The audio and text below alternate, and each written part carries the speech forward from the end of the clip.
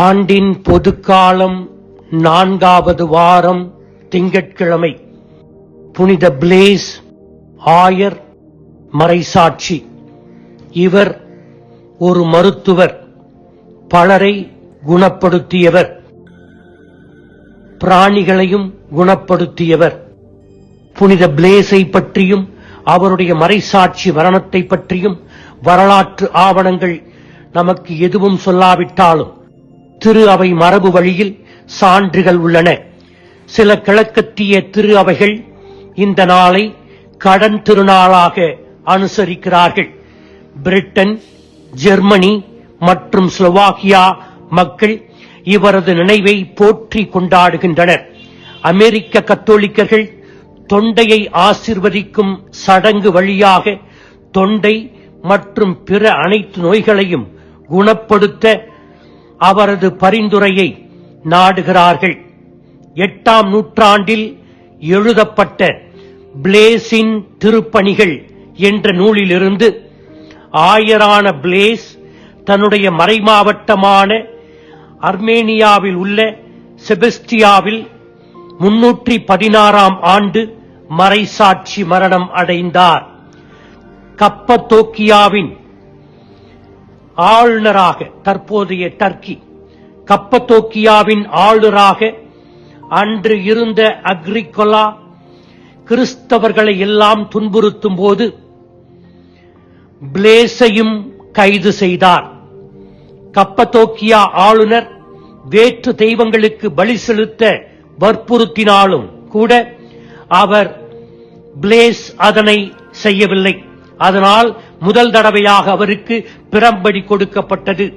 2வது முறையும் அவர் பலி செலுத்த மறுத்தபோது அவரை மரத்திலிருந்து இறக்கி அவரது சதை இரும்பு சீப்பினாலும் முள் கம்பியினாலும் கிழித்து எடுக்கப்பட்டது. கடைசியாக தலை துண்டிக்கப்பட்டார். மரண தண்டனை நிறைவேற்றப்படும் இடத்திற்கு அவர் அழைத்துச் செல்லப்பட்ட போது ஒரு ஏழை தாய் அவரிடம் விரைந்து வந்து தொண்டையில் மாட்டிக்கொண்ட மீன் எலும்பால் மூச்சு திணறி இறந்த தனது குழந்தையை காப்பாற்றும்படி கெஞ்சினார். பிஷப் பிளேஸ் அந்த குழந்தையை ஆசீர்வதித்ததும் ஆச்சரியப்படும் வகையில் அந்த குழந்தையின் இருமல் வழியாக அந்த முள் மீன் வெளியே வந்தது. இதை கப்பத்தோக்கியா ஆளுநரும் கண்டார், ஆனால் விசுவசிக்கவில்லை. பிறகு பிஷப் பிளேஸ் கொடூரமாக சித்திரவதை செய்யப்பட்டு தலை துண்டிக்கப்பட்டார். குணப்படுத்தப்பட்ட ஆண் குழந்தையை பற்றிய செய்தி இடைக்கால திரு அவை முழுவதும் பரவி வழிபாடாகவும் மாறியது. இந்த சிறுவனின் புதுமை பற்றிய விவரங்கள் வேறுபடுகின்றன.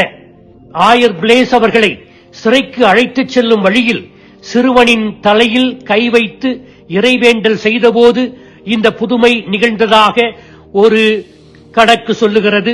மற்றொன்று, பிளேஸ் சிறையில் இருந்தபோது தனக்கு வழங்கப்பட்ட 2 மெழுகுதிரிகளை எடுத்து சிறுவனின் தொண்டையில் ஒரு சிலுவை அடையாளம் வரைந்தபோது இந்த புதுமை நிகழ்ந்தது என்றும் சொல்லப்படுகிறது.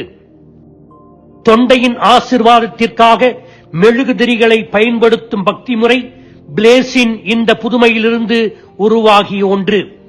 ஒரு வயதான பெண்ணின் பன்றி செயின்ட் பிளேஸால் ஓநாயிடமிருந்து அதிசயமாக காப்பாற்றப்பட்டதால் அந்த பெண் நன்றிக்கடனாக அவரை சிறையில் சந்தித்து உணவு மற்றும் மெழுகுதிரிகளை கொண்டு வந்து அவர் இருந்த இருட்டு சிறை அறையை மெழுகுதிரி ஏற்றி ஒளிமயமாக்குவார்.